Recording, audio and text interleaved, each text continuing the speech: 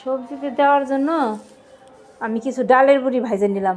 এইভাবে ডালের বড়ি ভাজে আপনার লাউ ঘন্টের মধ্যে দেওয়া যায়, তারপর পাঁচ তরকারির মতো দেওয়া যায়। এইভাবে ডালের বড়ি ভাজে সবজির মধ্যে দিয়ে আপনারা রান্না করে খেয়ে দেখবেন, ভালো লাগবে।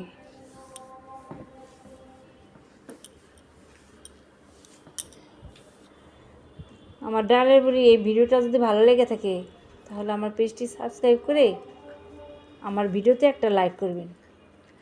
আর ডালের বড়ি ভেজে সবজিতে দেওয়ার আগে এভাবে ভাজে উঠে আগে রাখতে হয়। তারপর সবজি যখন অর্ধেক হয়ে যায় তখন এই ডালের বড়িটা দিয়ে সবজিটা নাড়াচাড়া করে 10-15 মিনিট ঢাইকে রাখলেই ডালের বড়িটা সিদ্ধ হয়ে যাবে।